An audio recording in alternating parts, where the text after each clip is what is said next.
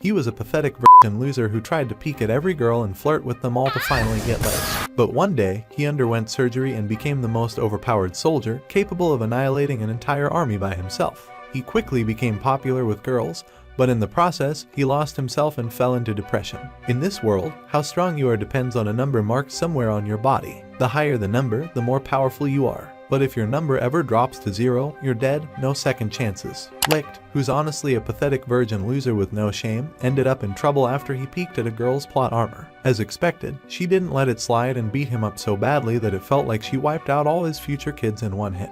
Not long after, Licht finds himself standing in a huge auditorium for the opening ceremony of a special military training academy. Next to him is a dude who looks like he stepped out of a fashion magazine with how clean his fit is. The captain on stage gives them all a clear warning: obey orders no matter what. Then a woman named Lieutenant Fyrnda, who's also one of their teachers, takes over to explain how the world works now. She tells them that everything is ruled by a strange, powerful entity that appeared during a global crisis. It looks like it was made with cheap video effects and runs on some next-level technology. This being can control people by making them follow the majority's vote, whether they agree or not. At first, people thought this system would fix everything, so they banned military weapons, big war machines, fighter jets, nukes, you name it. But it backfired. The world's in chaos now. Cities are destroyed, the environment is wrecked, food is scarce, and elderly street gangs are a real thing now. Before she can explain more, the captain stops her, thinking she's scaring the new recruits. Instead, he gives them a classic motivational speech, promising that if they work hard and become good soldiers,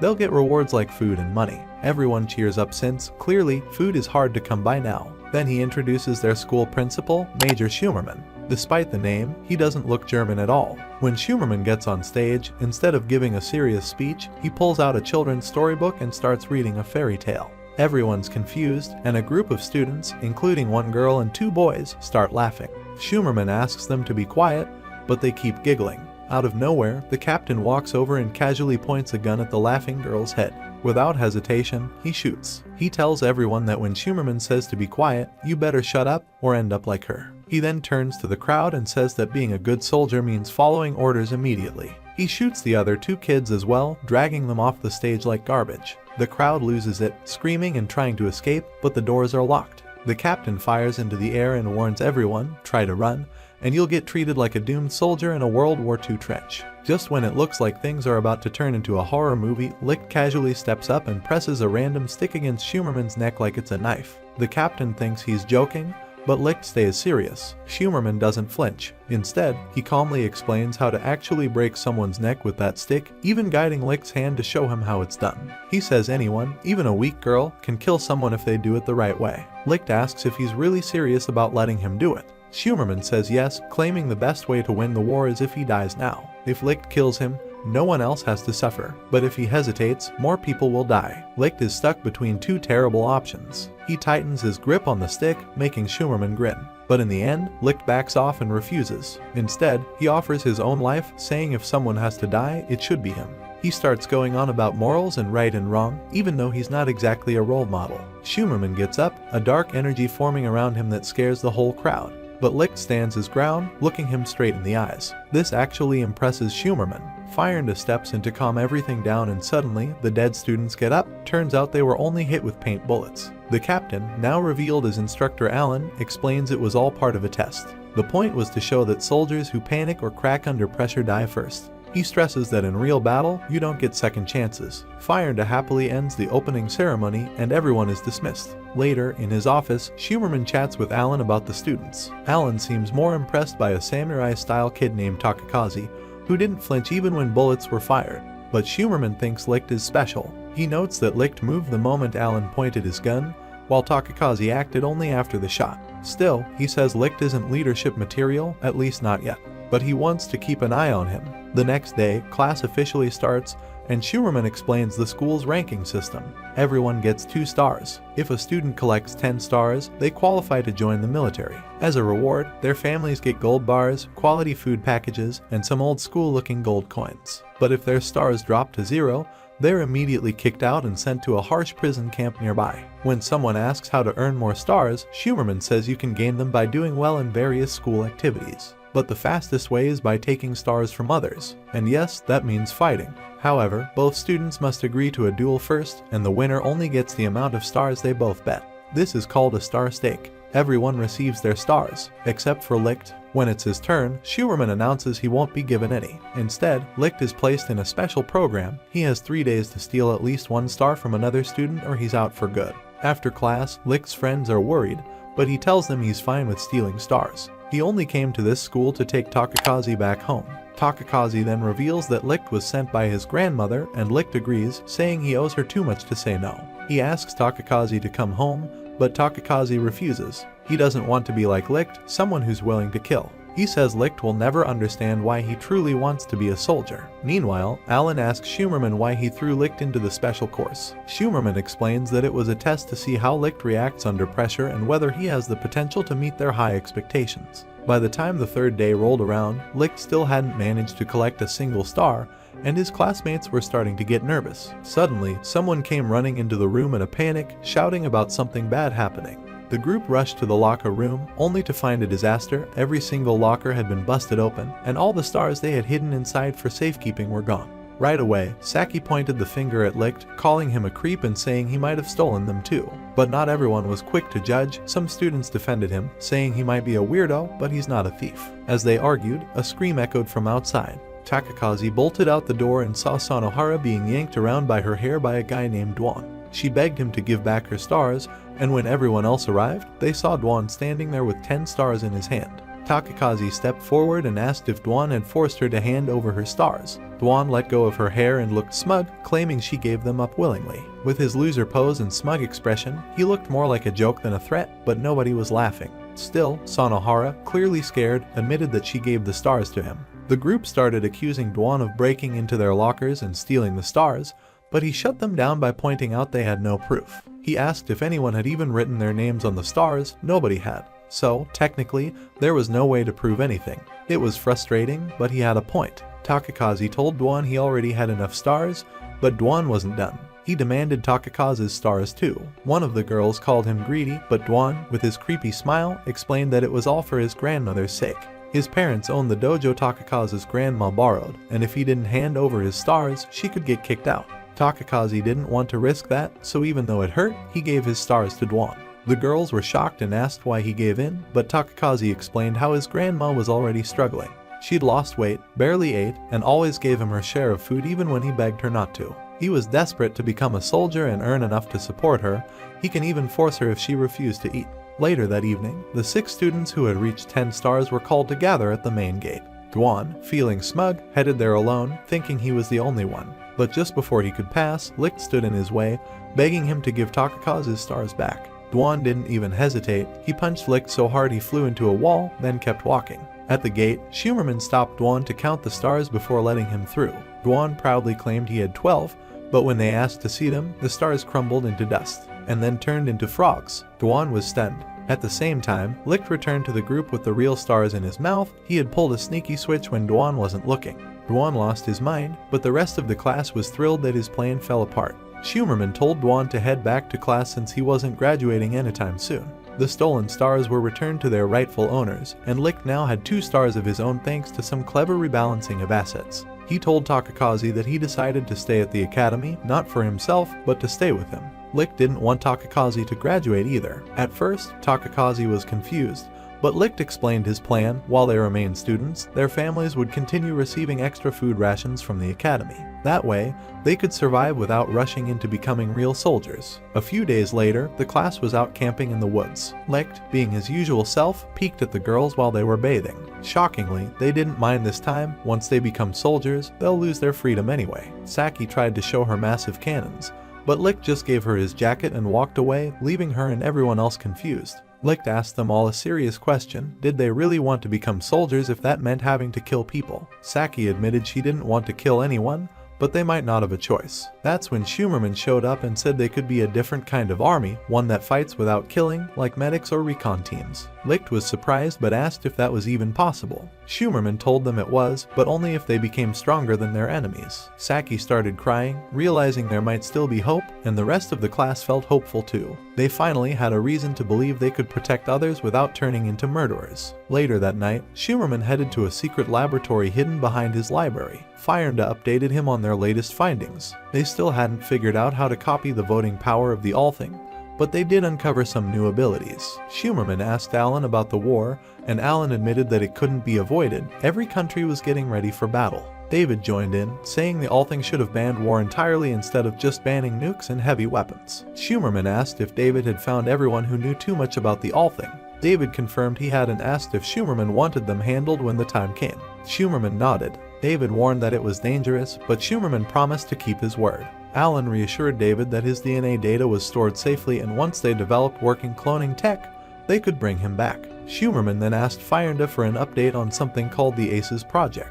She said the latest test on lab rats was technically a success, but there was a problem: the rats got too violent. One of them even killed the others by biting them to death. When Schumerman asked why, Fyrnda admitted they didn't know. The rat's brain might have been too small to control its power. She suggested testing on humans instead, but Schumerman immediately shut that down. No more experiments on kids like what happened in the past. He asked Fyrnda to bring him a ballot. She gave it to him, and he started wondering what would happen if they gave it to the surviving rat. Even though she warned him not to, he placed the ballot in front of the rat anyway. The rat's eyes lit up and it started doing some kind of superpowered transformation, almost blasting Schumerman. But he froze it in time and pulled the ballot back. He told Fyrnda that the kids want to become an army that doesn't kill, and that's why she needs to finish this research. They'll need every bit of it to survive. After a tough morning training session, the whole class was completely drained, barely able to stand. Captain Allen wasn't impressed. He scolded them for getting tired so easily. That's when Schumerman showed up and actually praised them for pushing themselves. Since they wanted to become an army that could fight without killing, he said it was time to start their real training. He promised to give them weapons that fit their individual skills and help them master them. But instead of handing out guns or rifles, Schumerman gave them old school weapons, things like swords, axes, and spears. One of the girls asked why they weren't using modern weapons like our 15 seconds. Schumerman explained that in war, high-tech weapons might start the fight, but battles usually end up in close combat. If they could win in hand-to-hand fights, they'd have the upper hand no matter what. Later, Schumerman returned to the underground lab where Fyrnda was waiting. He told her he wished they didn't have to go to war at all. Unlike the past wars that were all about grabbing resources, this one was meant to reduce the human population, basically wiping out people seen as useless. Schumerman was determined to protect the kids from that fate. Fyrnda brought up Project ACE again and suggested they begin testing on humans. Schumerman responded by freezing the whole room in an instant, a clear warning not to push that idea any further. He wasn't about to let anyone experiment on his students. Fyrnda said she understood, but the look on her face suggested she had other intentions. But hey, at least she's hot, right? Suddenly, bad news hit them hard: David had been killed. Even worse, his final recorded message was cryptic and worrying. Schumerman played the recording for Alan, and they both listened as David said something strange, that they had all been lied to. Nobody understood what he meant. Fyrnda guessed their secret plan might have been leaked and suggested focusing more on Project ACE. That made Schumerman furious. He accused her of just wanting to use the children for dangerous experiments. As his anger flared, he froze her in ice again. Fyrnda stayed calm and dropped a bombshell. She revealed that the violent behavior in the test rats was because of Schumerman's own DNA, which had been used in the experiments. This made things worse. She insisted they either start human trials or shut the whole project down. A DNA scan showed that one person had the highest chance of surviving the next step. Back in Schumerman's office, he explained everything to Licht. Licht didn't hesitate. He said if it meant protecting everyone and helping build an army that doesn't kill, he was ready. His classmates were shaken by the news and worried about him. They asked why he was the only one risking everything. Takakazi even complained that they were becoming just background characters in some lame anime about a dark-haired main guy. Fyrnda stepped in and said the surgery was for their own safety. Since they weren't real soldiers yet, they needed someone who could do what they couldn't, and Licht just happened to be the best fit. No one knew why, but he was. Even though it was hard to accept, Licht smiled and told them he was willing to do whatever it took to protect them, even though, let's be honest, he's probably the most annoying guy in the whole class. In the surgery room, both Schumerman and Licht lay on operating tables. The process began with Schumerman's blood being transferred into Licht's body. Outside, Takakazi and the others waited anxiously, hoping Licht would survive. Meanwhile, the students were relaxing outside when they noticed helicopters flying overhead, playing loud music. Alan spotted them and first thought they were from a friendly unit, but something felt off. He remembered David's warning and suddenly realized they were under attack. Before anyone could react, one of the helicopters fired a missile straight at the school. The explosion was massive, parts of the building were wiped out, and several students were killed on the spot. Soldiers stormed the school, searching for the main body. Some of the girls managed to survive, but things got worse fast. The enemy commander coldly told his men not to spare anyone. What followed was like a scene from a nightmare. Students were hunted down in their own school. Inside the chaos, the surgery continued. Alan grabbed his weapon, ready to protect the others. Sonohara almost got shot while holding a gun, but Dwan stepped in and knocked out the enemy soldier, saving her just in time. She was terrified, calling out for Lick to help her. Seeing that she was paralyzed with fear, Dwan picked her up and started firing at the enemy while holding onto her like she was his emotional support plushie. As the rest of the girls were about to be gunned down, a chalk bag flew through the air and exploded in smoke. Jail and Takakazi jumped in, using the smoke to cover their attacks and save them. The remaining students escaped into a classroom, completely confused about what was going on. Weren't wars supposed to be banned until next March? That's what Althing said. Alan didn't have answers. Then Firenda contacted him over comms. She explained that there had been a revolt. The Althing system works using 7 ballots that can cast votes, and the rest of the world had 4 of them. They used their majority to secretly move the war date forward to September. Basically, they got betrayed. While Firenda seemed oddly thrilled about the reveal, Alan asked if she was enjoying the disaster. She denied it but added that there was another major problem. The school's power had been cut. Without power, Lick's procedure couldn't be stopped, and if it kept going too long, his body would reject it. He would die from cardiac arrest. The only way to save him was to get the school's backup power system running, but the soldiers had taken over the building. Alan gathered the class and asked for volunteers. He warned them this mission could get them killed. Still, every single student stepped forward, ready to risk it for Licht. They launched a full-blown charge into the school. Alan shot down enemy soldiers while Takakazi took down another guy in a clean takedown. They pushed through under heavy fire like they were playing Fortnite in real life. Alan covered them, taking out more enemies until they reached the generator room. Just as they got close, one soldier fired a rocket launcher. It hit the building, seriously wounding Alan. Despite the pain, Alan was glad. At least he didn't have to watch the kids die. Back in the chaos, the enemy sergeant cornered Saki and Hina. He told them to give up the main body's location or else. Hina stayed quiet, not saying a word. The sergeant aimed his gun, ready to shoot her. Hina didn't move, silently wishing Licht would come save them. Then, out of nowhere, glowing lights started rising from the school grounds. While chaos raged outside the academy, Licht lay on the operating table with his heart monitor flatlined, no pulse, no sign of life. But just in time, the backup power kicked in. The screen beeped once, then again. His heart was beating. Licht slowly opened his eyes, noticing something strange. His hair had turned completely white. Schumerman stood beside him and gently asked how he was feeling. Licht didn't answer right away. Schumerman told Firenda to bring the item. She warned him that Licht needed to rest. The procedure had put his body under massive stress. But Schumerman insisted. The kids were still in danger, and Licht didn't have time to recover. Firenda tapped a few keys and revealed a weapon, a sword. But this wasn't just any sword, it was also a special ballot. Schumerman explained that it could massively boost Licht's power, but it wouldn't work until Licht marked it with a number and a personal vow. To activate it, Licht had to think of something to keep count of, like how many enemies he defeats or how many people he protects. Then he had to say, authenticate count. That would link the sword to him. Meanwhile, back at the school courtyard, the enemy soldiers suddenly froze in confusion.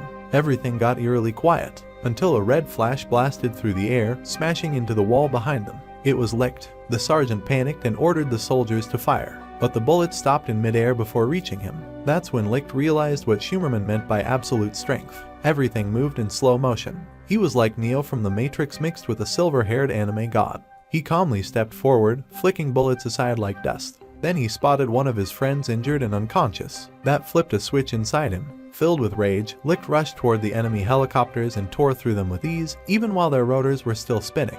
When the soldiers ran out of ammo, the sergeant, furious and confused, demanded to know why Licht refused to kill them. Licht simply replied that their class wasn't about killing.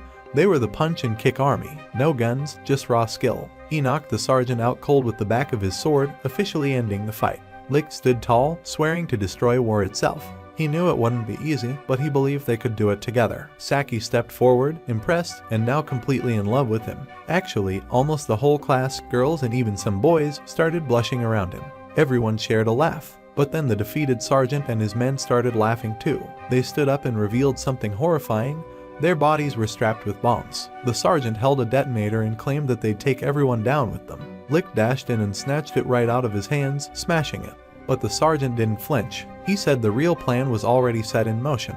He began a countdown, 5, 4. He told Licht that in a world this cruel, someone had to die for others to live. This, he claimed, was the honorable way to protect your people. Licht begged him to stop. The sergeant refused. Just before the countdown hit 1, Takakaze charged in, sword raised, ready to kill the sergeant himself. But before he could strike, Licht knocked Takakaze's weapon away and, in one lightning-fast move, beheaded the sergeant and his soldiers. Everyone froze. The moment the blade stopped moving, silence fell. The fight was over. The dying sergeant, in his last words, told Licht that there had never been a bomb, it was all a bluff. Then he congratulated Licht for having the guts to do what was needed. The rest of the class rushed over, shocked by what Licht had done. He stood there quietly, staring at the blood on his hands. He made a gross joke about needing to wash off and ran away, but it was clear he wasn't okay. Alone in the bathroom, Licht threw up. He couldn't believe he'd killed people. He remembered what Dwan said, sometimes war doesn't end until someone's willing to cross the line. Licht had made a promise to never kill, but now he had broken it. Still, he decided it was fine, as long as he was the only one doing the killing. Back outside, Licht rejoined the others and told them he was fine. He promised they would win the war and keep the peace. Everyone celebrated. But inside, Licht made a new vow: no one else in the class would ever have to kill. He'd carry that burden himself. From now on, they'd still be an army that doesn't kill, except for him. Then the world changed forever. War broke out across the globe, a calculated effort to lower the population to match available food supplies. Licht went off to fight and returned alive, but his classmates saw he wasn't the same. He had killed 337 enemies that day, unlocking a terrifying combat ability called Predator Miss. In the shower afterward, Licht stared blankly, disgusted with what he had become. That's when a young girl named Nana walked in, worried about him. He looked at her, then smiled. Years passed. Licht became the second official ace. He played with Nana, caring for her like a big brother. But over time, he kept changing. His body and mind began to crack. He started developing deep scars, both physical and emotional, due to being overexposed to Schumerman's genes. His urges to fight and kill grew stronger. By the time Licht had killed 10,000 people, he had lost the ability to feel joy. Even girls throwing themselves at him couldn't make him smile. He no longer flirted, joked, or acted like the goofy guy they knew. He just gave orders: don't kill, let me do it. The class was heartbroken. Saki cried, saying they had to bring the real Licht back. But Fyrnda made things worse. She convinced Licht that if he didn't kill, his friends would have to start. So he accepted that dark truth and started wearing a mask, one he never took off in front of anyone. One day, the class marched to Schumerman's office. Takakaze demanded that they be allowed to fight too. They didn't want Licht doing it all alone anymore. They were a team. Schumerman warned them. What Licht went through wasn't a normal procedure, but they didn't care. They wanted to share his burden. Even Alan was against it, but Schumerman said the plan was already in motion anyway. He moved up the timeline and found 4 other candidates who were genetically compatible. Those 4 were Takakaze, Dwan, Sanohara, and Captain Alan himself. They underwent the transformation and became new aces, hoping it would stop Licht from shouldering the whole war. But when Takakaze and Sanohara tried to join him on the battlefield, Licht stopped them cold.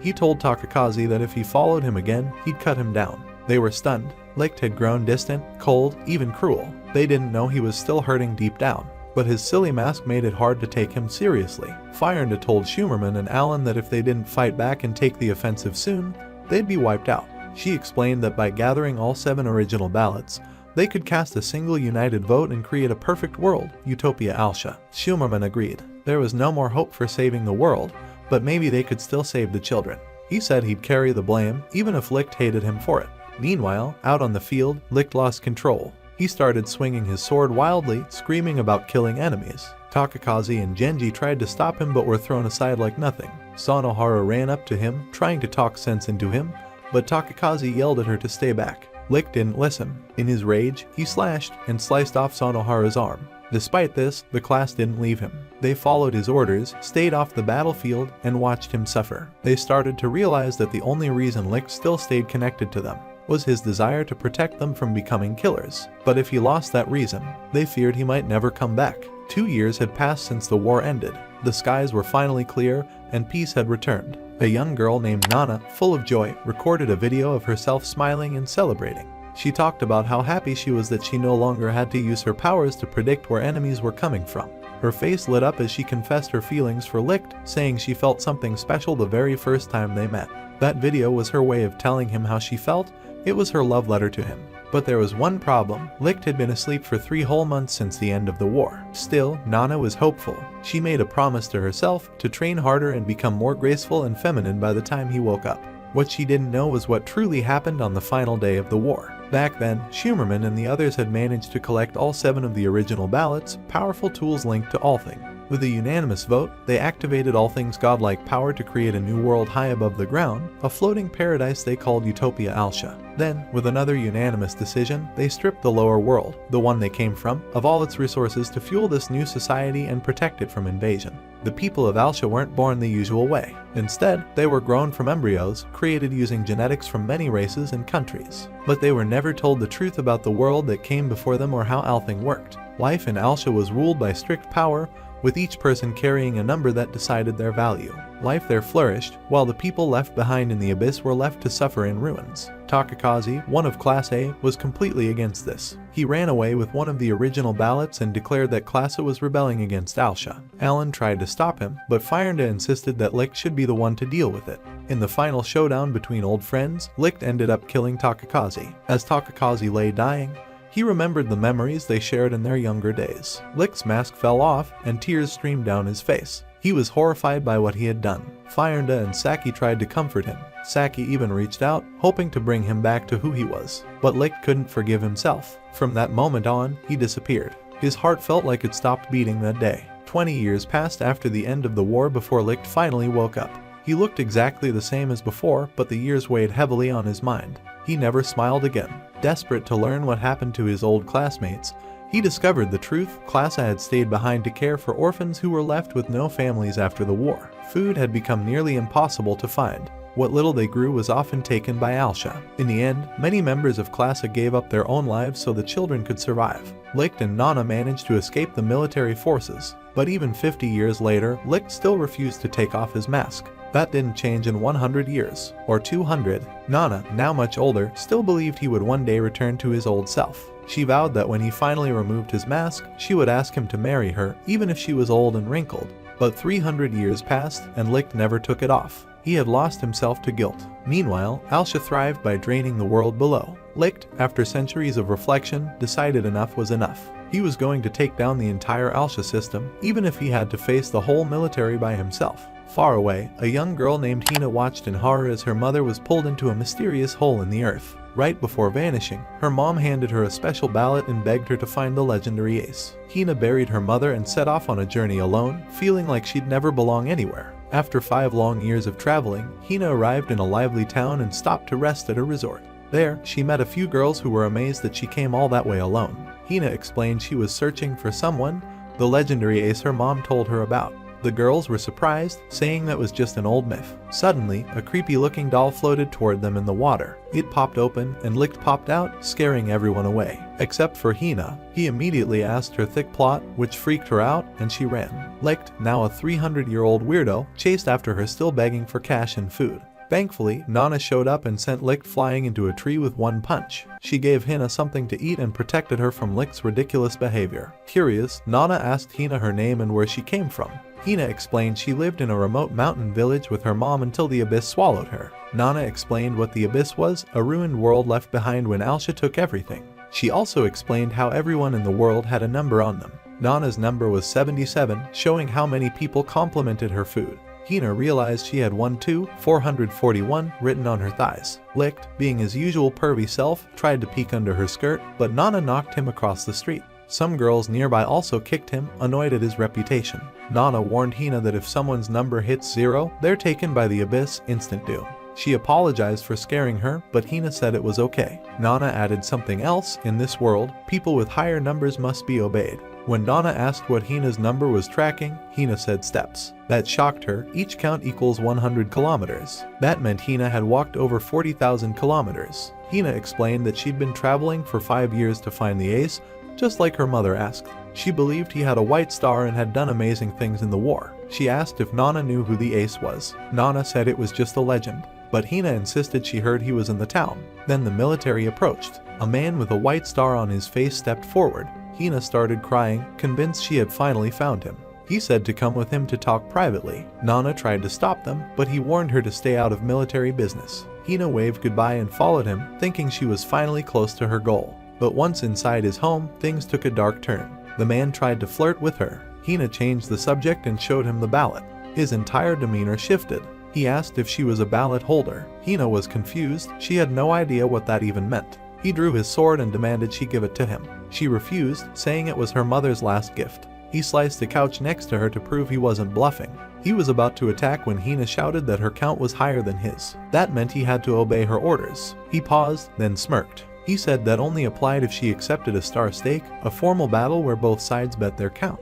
Hina, still clueless, agreed. Instantly, glowing hands emerged from the ground. The sergeant punched her across the room, explaining that a star stake was a battle privilege reserved for soldiers. He followed her outside, grabbed her by the throat, and started choking her. Hina begged him to stop, but he claimed that meant she was surrendering. The hands from the ground grabbed her and drained almost all her stars, leaving her with just one. The stolen stars were added to his. He demanded the ballot again, threatening another duel. Hina asked why he was doing this. Wasn't the ace supposed to be a hero? That's when he left. The white stars on his face were fake. He told her the ace was probably dead. It had been 300 years. He called her and her mother fools for believing in fairy tales. He said she wasted years chasing someone who never existed. Hina was crushed. Everything she believed in might have been a lie. Right when Hina was about to lose, Licht flew in and saved her, saying he'd fight in her place and bet on her behalf. But the soldier just laughed when he saw Licht's number, -999. He called Licht pathetic and said someone that weak had no chance of beating him. The sergeant rushed forward and slammed Licht into a bench with one strike. Hina ran to help him, but the soldier shoved her away and kept slashing at Licht, laughing like a maniac. But then, his own men noticed something strange. None of the attacks were working. Even though Licht had a negative number, he was blocking every hit like it was nothing. They told the sergeant to stop. The sergeant paused, confused. He tried to cut Licht again, but Licht vanished and reappeared behind Hina. He told her to stop searching for the aces, saying they weren't heroes, they were just killers. He told her to give up and go live a normal life. Suddenly, the sergeant's sword slashed across Licht's mask and broke it open, revealing his face. At the same time, Licht's sword lit up, showing his real count, 570, and a glowing white star. Hina started crying. This was the ace she had been searching for all along. Licht pulled her close and gently told her to shut her eyes. She did. The next second, the soldier charged again. But Licht moved super fast, jumping away and cracking the ground with each step. His speed was insane, too fast to see, and every time he landed, the ground exploded under his feet. The soldier tried to fight back, but he couldn't even keep up. Licht stepped near him and launched him into a wall using just the shockwave from his foot.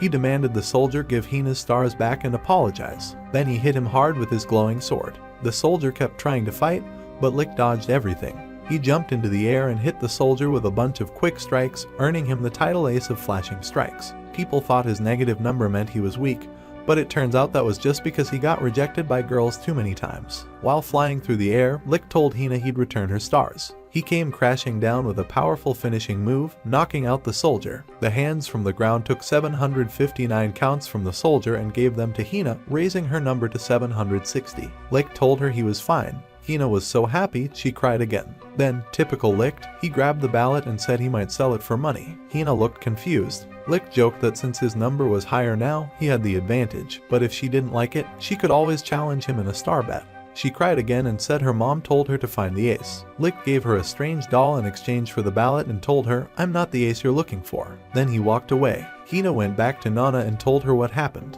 She said Licht took her ballot. Nana checked the doll he gave her, then handed it back to Hina. She told her to hold on to it, she'd know what to do with it soon.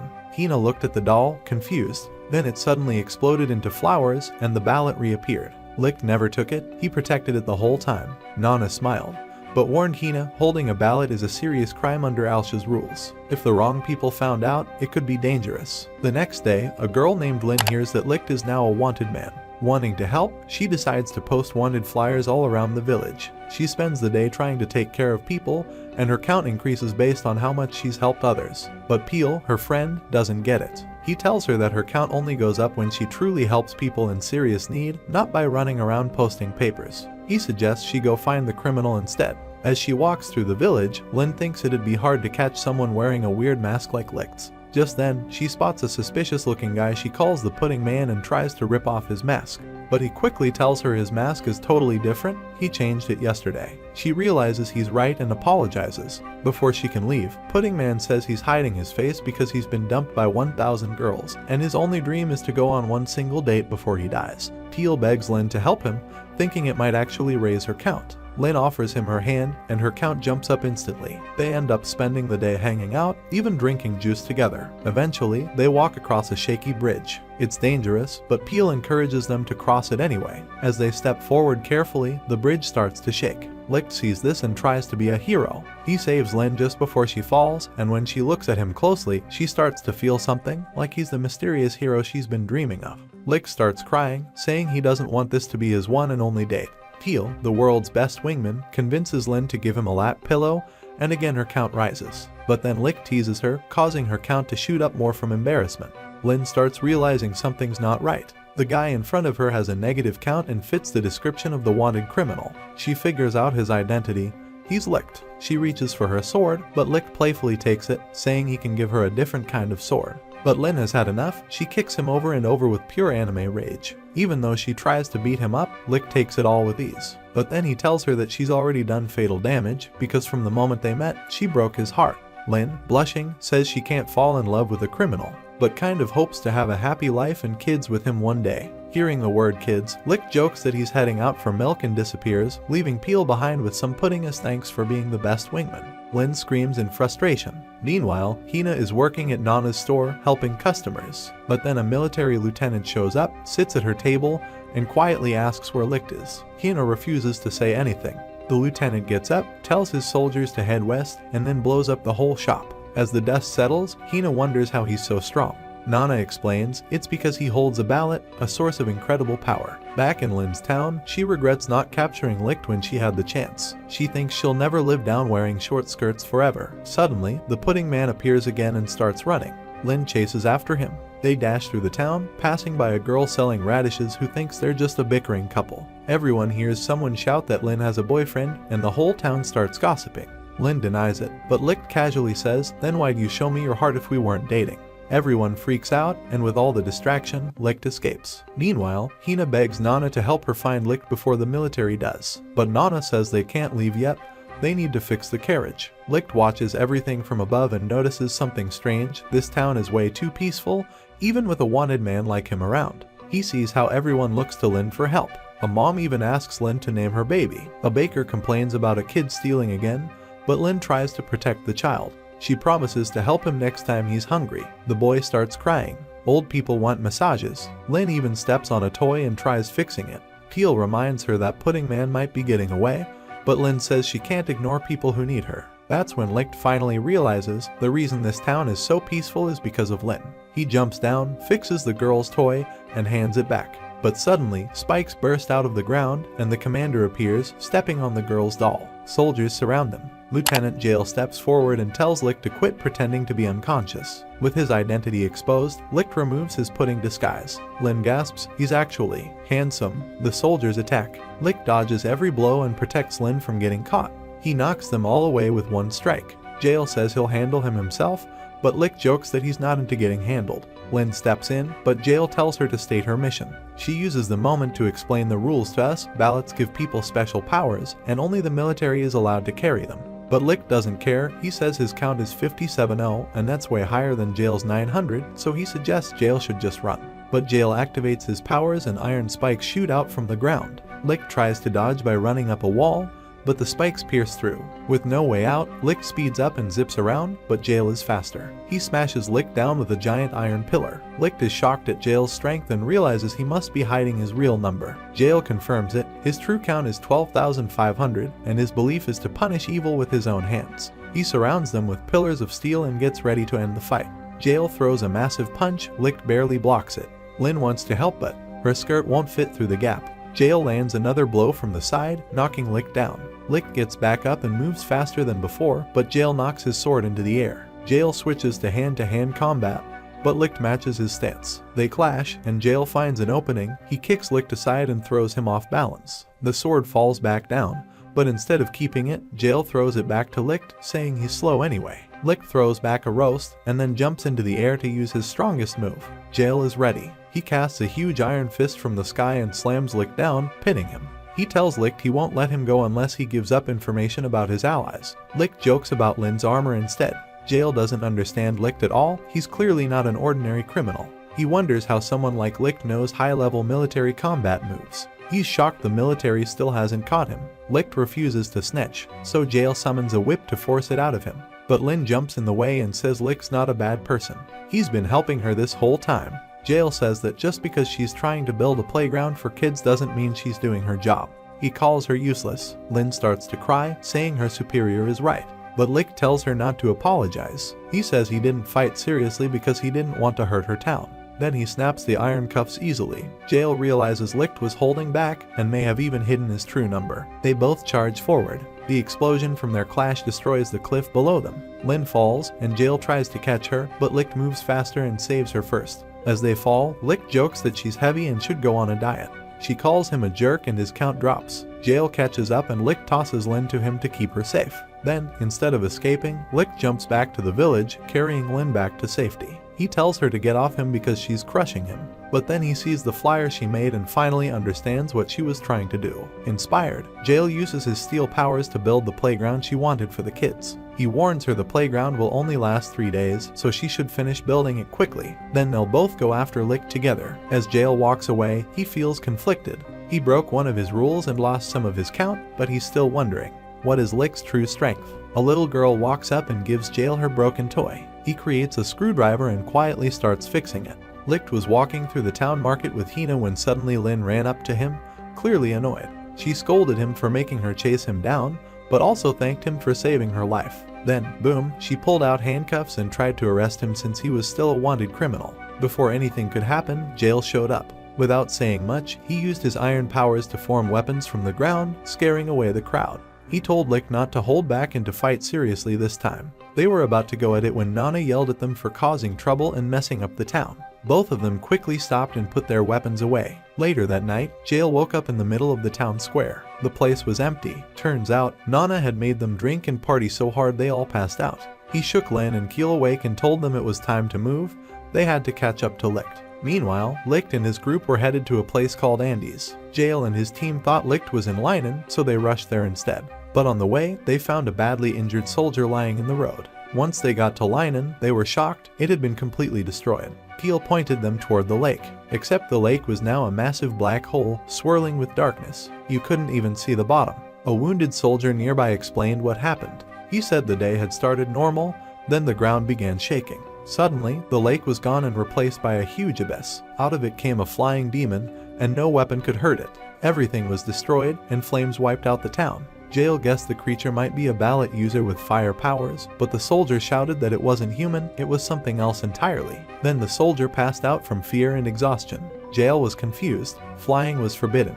Ballot users weren't supposed to be able to fly. But now they had no choice, they needed answers. Jail went to find Licht. In the next town, he spotted Licht with his group and immediately attacked. Licht blocked the attack and protected Hina. Jail explained what happened at Leinen, about the flying demon from the abyss. Licht had never heard of it, but the name scared him. Nana once again told them to stop fighting. Jail and Licht sat down, and Nana handed Jail a drink. He was suspicious, thinking she wanted to get him drunk again, but she insisted it was just a friendly gesture. Licht joined in, and somehow it turned into a drinking contest between the two of them. Eventually, they both passed out again, but their fun didn't last. The ground began shaking.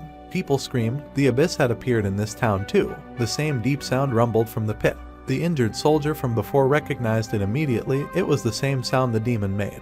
He warned everyone the demon was back and would destroy the town. Panic spread. Jail quickly gave orders, evacuate the people, get the soldiers with shields around the pit, and archers ready. But Licht stepped forward and told everyone to back away from the hole immediately. Jail grabbed his cape and demanded answers. He suspected Licht knew what was coming. Licht looked into the abyss and whispered that this monster should have been wiped out in the war. Then, it happened. From the sky, something shot down like lightning. It was a flying machine, a chopper. It opened fire. Jail reacted fast and created an iron wall to protect the civilians. The chopper fired a missile. Jail blocked it again, but half his wall was blown apart. Licht shouted at the soldiers to focus on getting people out of the area while he dealt with the chopper. Jail asked him again for answers, but Licht just pointed to the white stars on his collar, revealing he wasn't just some drifter, he was a colonel. Jail's eyes widened. This man might really be the legendary ace. As people ran for safety, a child was stuck in the road. Hina rushed to help, but the chopper locked onto her. Right before the missile hit her, Licht sliced through it midair, blowing it up safely above them.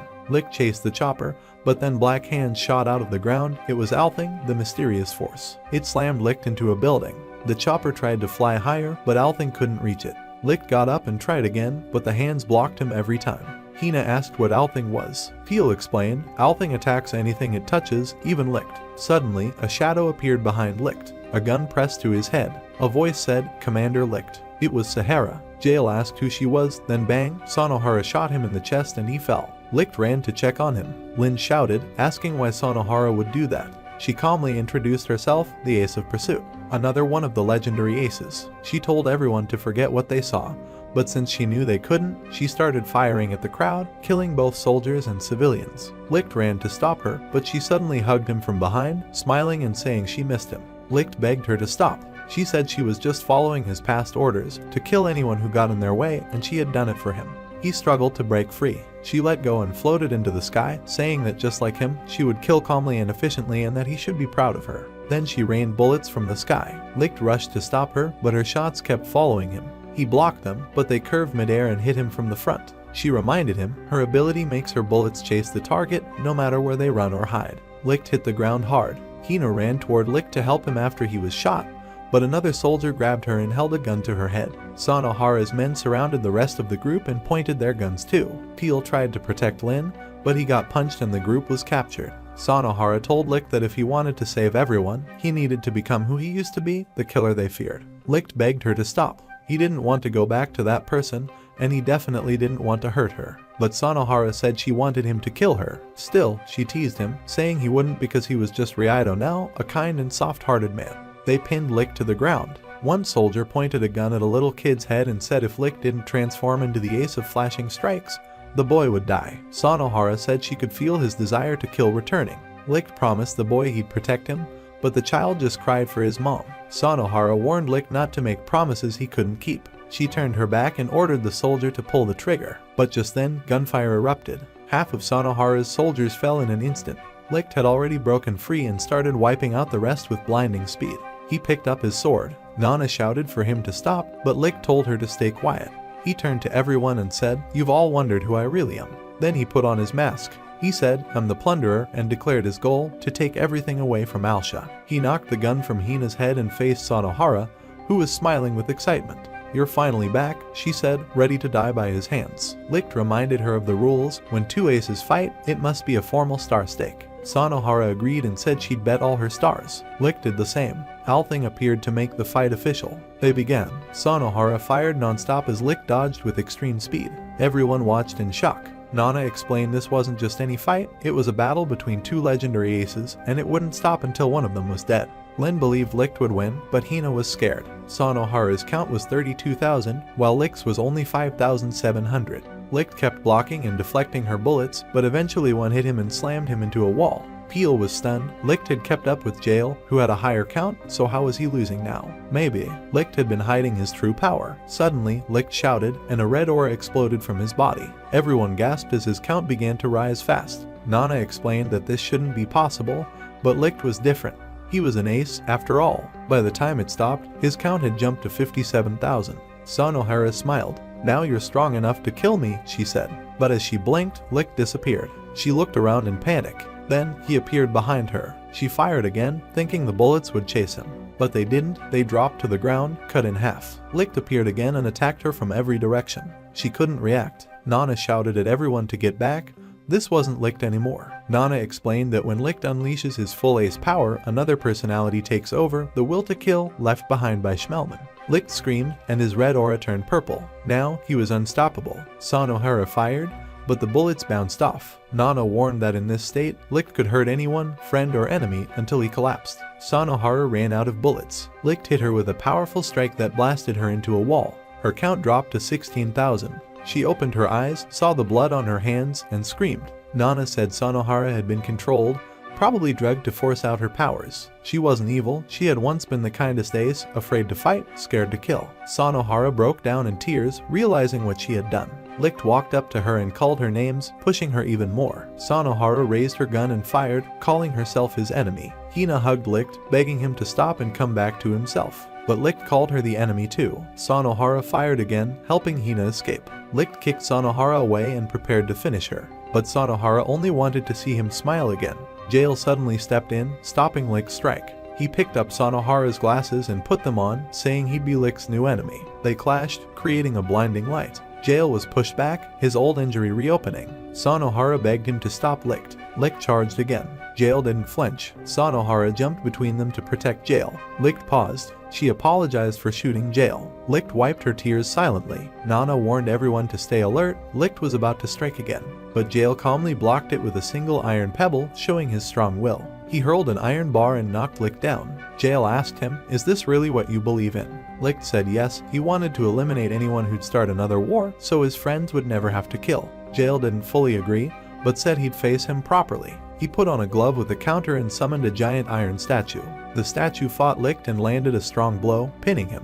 Jail removed Licht's mask, and Licht returned to himself. Everyone sighed in relief. Sanohara thanked Jail for saving her, but Jail suddenly coughed and collapsed. They rushed to help him. In the cottage, Licht rested as they tended to his wounds. He was getting better. Hina asked about Jail, and Peel explained he was summoned by the Supreme Commander. Jail met him, and was shocked to find out the commander was Captain Allen from the past. Jail asked about the soldiers in black uniforms who attacked them. Allen said they were from Alsha's Supreme Military Council, part of a secret group that did assassinations and abductions for the royal family. They were elite and carried ballots. Allen warned, "Don't mess with them. It'll be fatal." Back in the cottage, Licht understood why Jail was summoned. The others were confused. Licht admitted he was going to turn himself in.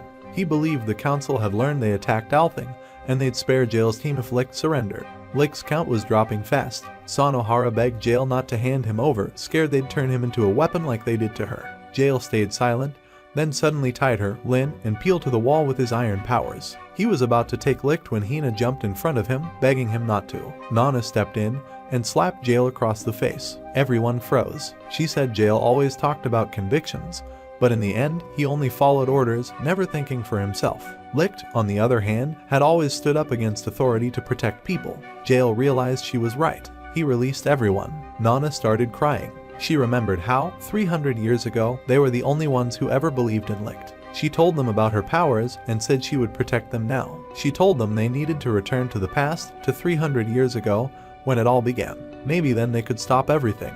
But she warned them this won't be a dream, and if they let their guard down, they could lose everything. Jail, Peel, Lin, and Hina suddenly found themselves in a strange place they didn't recognize. As they looked around, they spotted Sanohara walking toward a large building, and to their surprise, Licht was walking in that same direction. He glanced back at them, almost like he knew who they were, but Sanohara quickly dragged him inside before they could reach him.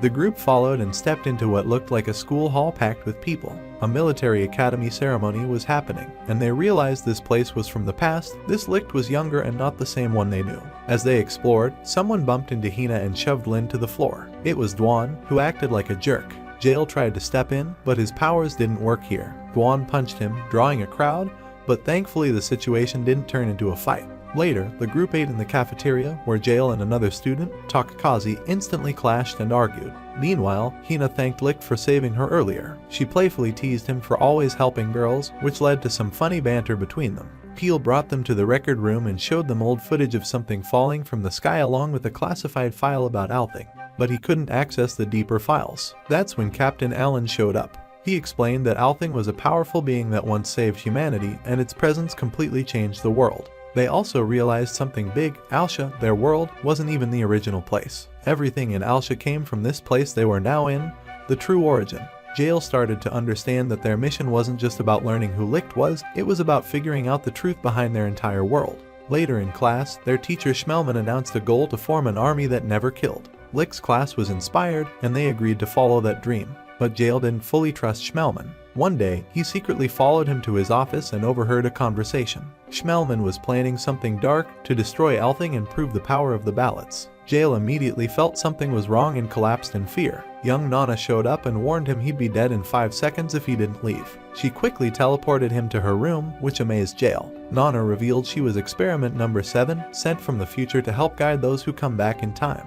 She explained that she was the first ace with the power to travel through time, and her mission was to teach them about everything happening.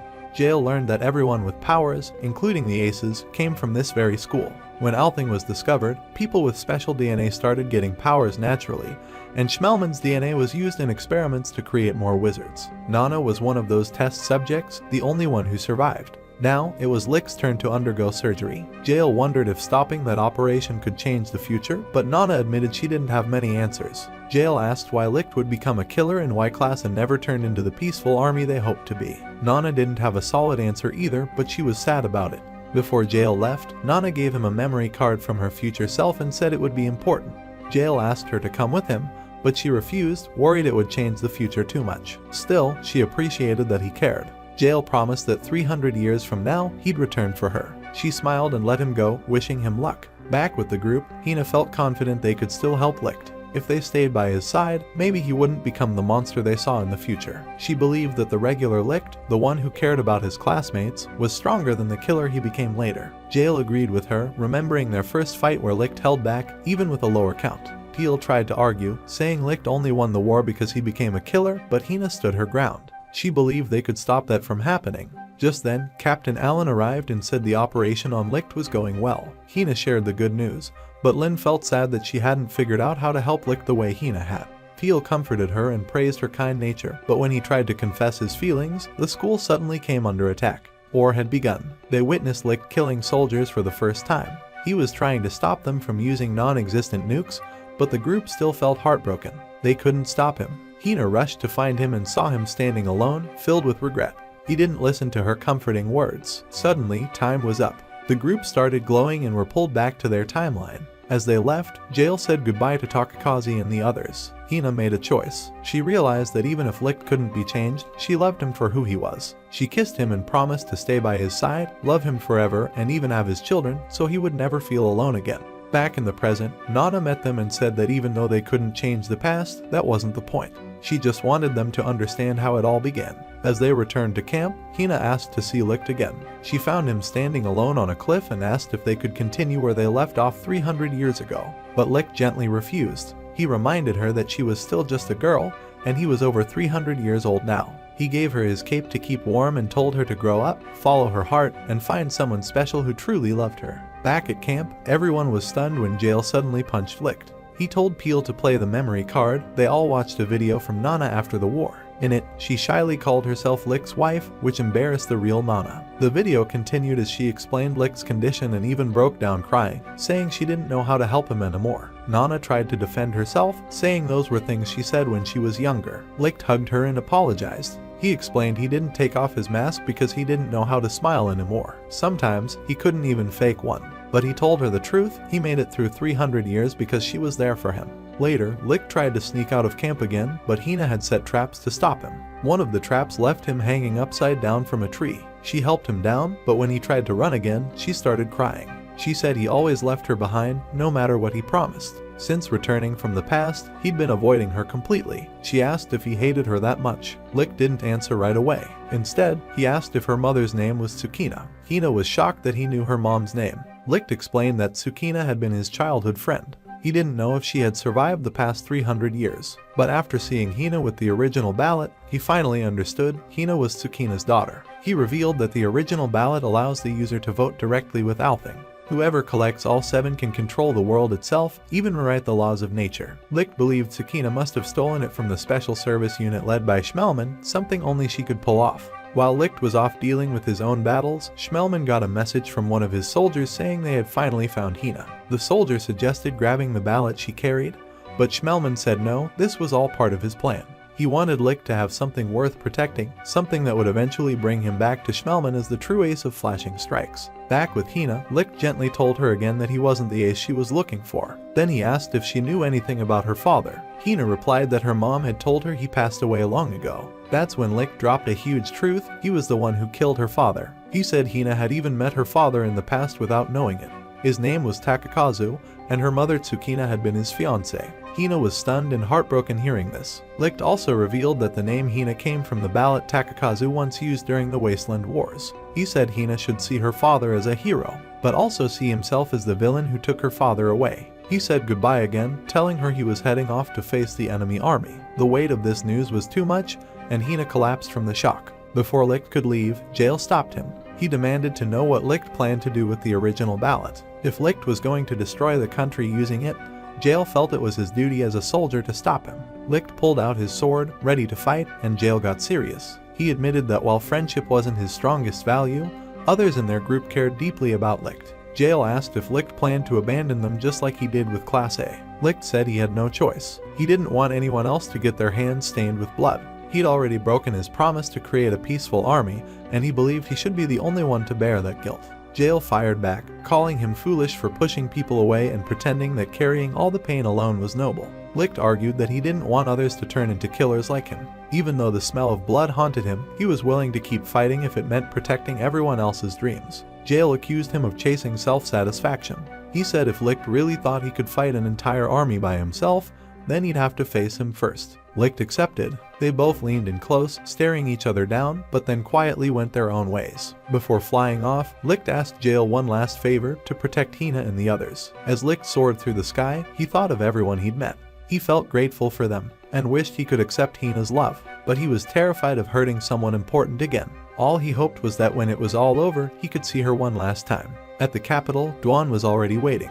Licht was caught off guard when a powerful gravity force slammed him into the ground. Duan, who had a count of over 120,000, mocked Licht and claimed that his gravity power made him Licht's natural enemy. Licht tried to talk, but Duan didn't care. He crushed him under rocks without mercy. In those final moments, the only person Licht could think about was Hina. The others were frantically searching for Licht. Eventually, Peel found him buried in the rubble and told the group, with deep sadness, that Licht was gone. Before they could grieve, the military ambushed them. Nana managed to escape, but Peel, Lin, and Hina were all captured and thrown in a prison cell. Duan interrogated them, confused about why they were even in his memories. He suspected they weren't meant to be at the school and accused them of hiding something. Lin asked if he had really killed Licht. Duan confirmed it, saying Licht had broken a promise, but he didn't explain what that promise was. When they didn't answer his questions, Duan tortured them with gravity. A soldier soon came in and announced that General Schmelman had arrived. He warned the group that Schmelman had changed completely from who he was 300 years ago, so they better watch what they say.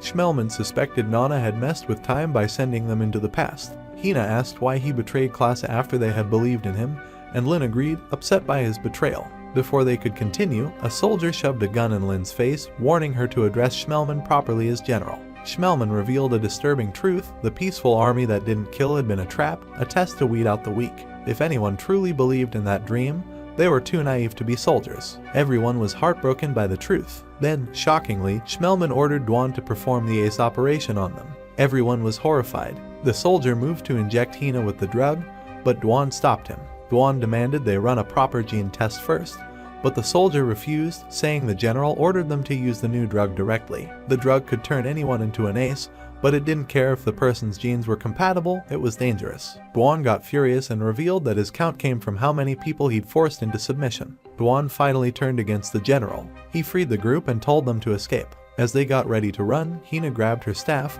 but her bag tore open and the original ballot spilled out. The soldier saw it and freaked out. He used his gravity power to slam them into the ground. He said the aces had suffered to build Alsha, and he wouldn't let some kids or women destroy it. Hina tried to explain, but he called her a liar and increased the pressure. He said their connection to Licht proved they were enemies, so he planned to send them to meet him in the afterlife. As Hina tried to reach her horse, he crushed her with even more gravity, intent on killing her first. Lin and Keel grabbed onto Duan, briefly loosening his grip on Lin. Hina shouted for Lin to go find Licht. Duan kicked Peel aside and choked Hina, saying Licht was dead. But Hina held on to hope, begging Lin to wake him up. Lin made it to the horse but got injured when Duan hurled boxes at her, crushing her legs. Still, she kept riding through the pain. Duan laughed and said she'd bleed out. Hina, full of faith, said Lin would return with Licht no matter what. She even stared Duan in the eyes and bet her life on it. Nana, hiding nearby, was pulled into the bed too. Lin finally reached Licht's body and, even though she was crawling and barely conscious, she tried to wake him. But he didn't move. The villagers nearby treated her wounds, thinking she was about to die. As the sun rose, she whispered to Licht that she loved him, and said goodbye. Then, just as she collapsed, Licht opened his eyes and caught her in his arms. Lin cried in relief, he was alive. Meanwhile, back at the battlefield, Duan was getting ready to crush Hina for good. But suddenly, Licht appeared out of nowhere with Lin in his arms. Duan froze. Licht handed Lin to Peel and told him to use first aid. She was losing too much blood. Nana stayed back with Hina. Then Licht turned to Hina and apologized, finally being honest. He said she wasn't a child and admitted he loved her too. He told her he'd been running away from her feelings, and from his own. He explained that he didn't think he deserved to be a hero, especially not after killing her father. But no matter how many times he tried to push her away, Hina kept coming back, never giving up on him.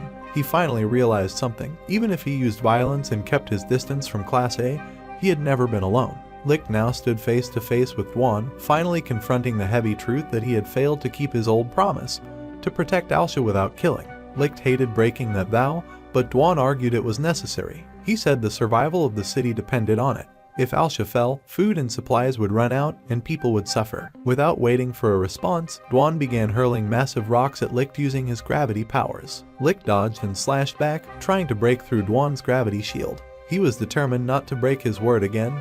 He wanted to return to Hina no matter what. With one powerful blow, Licht shattered the gravity spear and sent Duan crashing into the ground. Licht tried to end the fight peacefully, but just then, Sanohara showed up again, saying she would be the one to kill Licht. Now, he had to fight both of them at the same time. As Sanohara opened fire, Licht took to the air, but Duan used gravity to lock him in place. Licht deflected some bullets with his sword, but others landed. He was getting overwhelmed fast. No matter how hard Licht tried to escape, Sanohara's gunshots followed him through the air while Duan kept pulling him back down with gravity. They even combined their attacks. Sanohara's bullets fused with gravity, becoming explosive shots that knocked Licht out of the sky. Still, Licht refused to quit. He wanted this to be the final battle. Duan used all his force to crush him while Sanohara fired without stopping. Licht tried his best to block everything, but the weight of the gravity grew stronger, forcing him to drop his guard. Sanohara, bitter and emotional, shouted at him. She cried that she only wanted to be close to him, but the only way she could stay by his side was through bloodshed.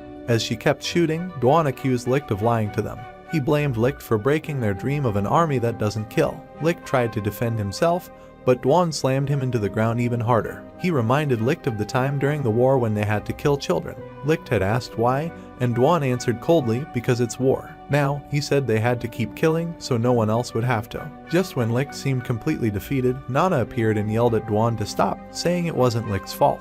But Duan hit her away too. Licht was torn. He didn't want to lose control and awaken his full ace powers again. But he couldn't think of another way. Suddenly, Jael showed up and shattered the gravity hold with one strike. Licht was shocked and asked why he came. Jael replied calmly. Licht once asked him to protect everyone, and Jael never ignores a friend's request. Sanohara and Duan attacked, but Licht and Jael blocked both their moves. Jael stepped forward to face Sanohara. She angrily asked why he interfered just when Licht was about to return to being an ace. Jael said simply, because Licht doesn't want to. Sanohara called him a liar and opened fire. Some bullets hit, but most bounced off. She mocked Jael, saying his power was weak. But he calmly replied it was more than enough to stop her. She shot again and again, but none of her attacks worked. She grew angry and shouted that she was just like Licht. But Jael said no, she wasn't. That hit her hard. She fired wildly, yelling that she would never let Jael take Licht away from her. But none of the bullets hit. Jael calmly walked toward her and told her that her bullets lacked conviction. She ran out of ammo, tried reloading another gun, but her hands trembled. Jael kept closing the distance and asked her what her real conviction was. Sanohara finally broke down and admitted it. She didn't want to shoot anyone anymore. She began to cry. Meanwhile, Duan was furious that Sanohara had lost. Now it was his turn to fight Licht. Duan launched orbs of gravity at Licht, but Licht dodged them all. Even when Duan knocked away his sword, Licht stood strong. He rejected a world where killing was the answer. He said he was going to create something new, something better, with his friends. He invited Duan to join him, but Duan refused. The two clashed in a brutal fight. They pushed each other to the limit, both bleeding, both exhausted. Kneeling on the ground, they remembered their time during the war. Licht admitted that what truly broke him back then was being forced to kill children, because the enemy had brainwashed kids to attack him. Even though Duan tried to protect him, Licht still had to kill to survive. Now, Duan trapped Licht inside a swirling black hole made of gravity. Licht was fading, but he refused to give in. He still had a promise to keep. He had to build a new future. Inside the black void, Licht found himself in a field full of skulls, stretching endlessly. Suddenly, he was surrounded by floating masks, each one representing a fallen ace. The masks spoke to him in haunting voices. They said they were born to kill and would never find peace. Licht's own mask appeared and told him something terrifying. If Licht truly didn't want to kill anymore, he could just stay in this place forever. They said this place had no enemies, no blood, and no pain. He wouldn't have to hurt anyone ever again. But Licht shouted no. He wouldn't let this be the end. He slashed one of the masks, but it reformed instantly. They warned him that the more he fought, the more pain he'd feel. Licht stayed strong. He said his friends were waiting for him.